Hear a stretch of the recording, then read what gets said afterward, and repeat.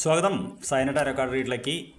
എന്ത് പുതിയ അവസരങ്ങളാണ് എന്നെ തേടി വരുന്നത് എന്ന ചോദ്യമാണ്. അതിൽ എന്നെ എന്ന് ഉദ്ദേശിച്ചത് താങ്കളെയാണ്.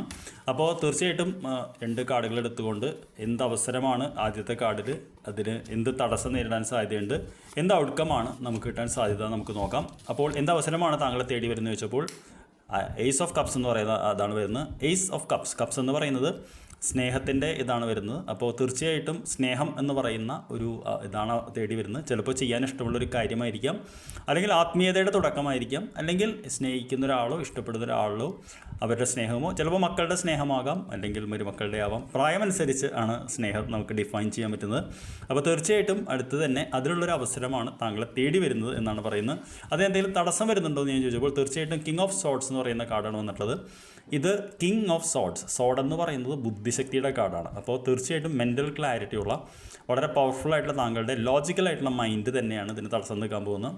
അതായത് പലപ്പോഴും നമുക്ക് നമ്മുടെ ഉള്ളിലുള്ള സംശയങ്ങൾ, പേടികൾ എല്ലാം കാരണം പുതിയ അവസരങ്ങൾ നമ്മൾ തട്ടിക്കളയാറുണ്ട്. അപ്പോൾ അത് സൂക്ഷിക്കണമെന്ന് പറയുന്നു. എന്ത് ഔട്ട്കമാണ് കിട്ടുക എന്ന് ഞാൻ ചോദിച്ചപ്പോൾ 6 ഓഫ് സോഡ്സ് എന്ന് പറയുന്ന കാർഡാണ്. മൂവ്മെൻറ്റിൻ്റെ കാർഡാണ് കാണുന്നത്. അപ്പോൾ തീർച്ചയായിട്ടും വേറൊരു ദിശയിലേക്കോ വേറൊരു ഇതിലേക്കോ ചലനത്തിലേക്കോ ഉള്ള യാത്രയാണ് കാണുന്നത്. അപ്പോൾ ഈ 3 കാർഡുകളും വെച്ച് താങ്കൾക്ക് തേടി വരുന്ന അവസരം എന്ന് പറയുന്നത് ഒരുപക്ഷെ താങ്കൾക്ക് ഇഷ്ടമുള്ളൊരു കാര്യം ചെയ്യാനായി ഒരു യാത്ര ചെയ്യാൻ സാധ്യതയുണ്ട്, ഇഷ്ടമുള്ളൊരു സ്ഥലത്തേക്ക് പോകാനുള്ള സാധ്യതയുണ്ട്. ചിലപ്പോൾ ജോലി മാറ്റം അങ്ങനെ ആഗ്രഹിക്കുന്ന ഇഷ്ടമുള്ള സ്ഥലത്തേക്കെങ്കിൽ അതിന് സാധ്യതയുണ്ട്. അല്ലെങ്കിൽ എന്താ പറയുക, താങ്കൾ വീട്ടിൽ നിന്ന് മാറി നിൽക്കുകയാണ്, ഭാര്യ ഭർത്താവിനെ കാണാതെ നിൽക്കുകയാണ് കുറേ കാലമെങ്കിൽ ചിലപ്പോൾ അവരെ കാണാൻ പോകാൻ സാധ്യതയുണ്ട്. എന്തായാലും ഒരു യാത്രയുടെ അവസരവും താങ്കൾക്ക് വരുന്നുണ്ട്.